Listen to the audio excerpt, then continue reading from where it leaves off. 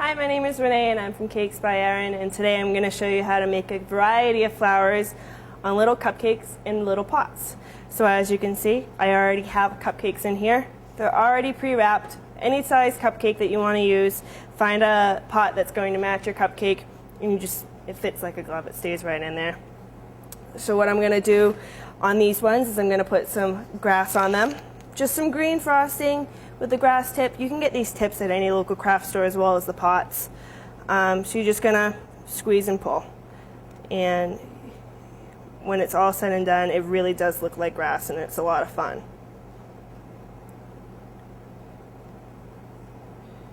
Just continue all around. You want to fill the whole cupcake up with grass.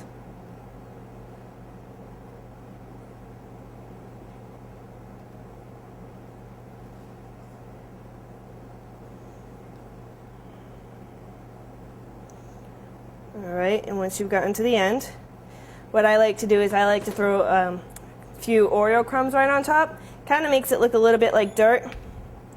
Makes it a little bit more realistic. Just a couple right on top. You don't need too much. So for this one, what I'm going to do is I'm actually going to make a rose. I chose yellow frosting because it's a nice springtime color. What I also did to my frosting is I added a little bit more confectionery sugar to it. You want this frosting to be as stiff as possible because if you make it too soupy, your flowers will wilt. So what I have here is just a nail head, any type of flat surface with something that you can hold on to. So what you want to do is you want to start in the middle with an even squeeze and rotate as you go. You want to make like a cone shape as your base for your rose. It took me a long time to actually learn how to make roses. It's a lot of practice, a lot of hand-eye movement. So once you get to the top of your cone, what you're going to do is you're going to evenly squeeze, lift, and pull down. Small petals when you start at your top, and kind of overlap them as you go.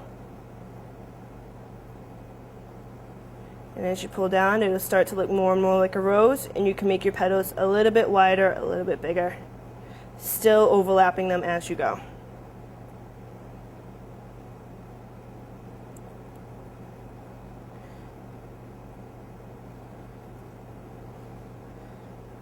You want to make this flower as big as possible, only because it needs to fit on top of the cupcake.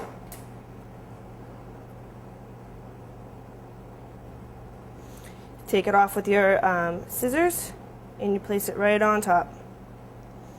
And there you have a rose flower pot cupcake.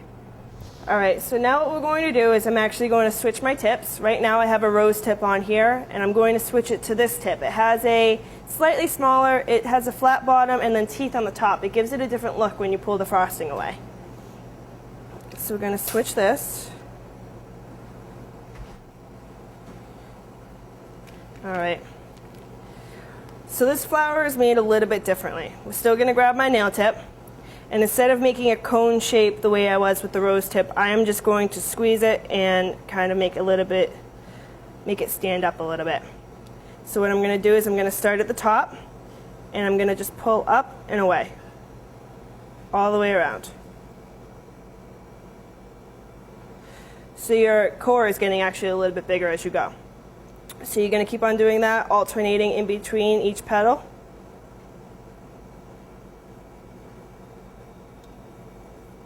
And you want to keep on pulling it away from the flower itself, so that it gives it kind of a bent petal look.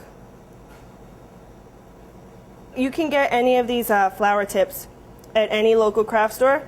Sometimes they will sell them in singles, so you only have to buy the specific tip that you want, or you can buy a whole kit, which actually comes with most of these tips in them. So now we have it all set. You grab it with your flower scissors from underneath, and you place it right on top.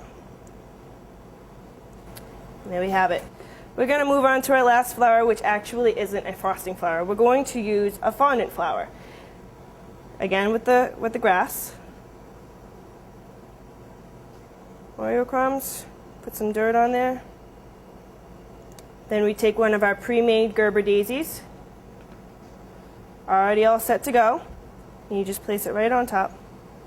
All right, and there you have it. We have a couple of different ways on how to make your springtime flower pot cupcakes. Enjoy!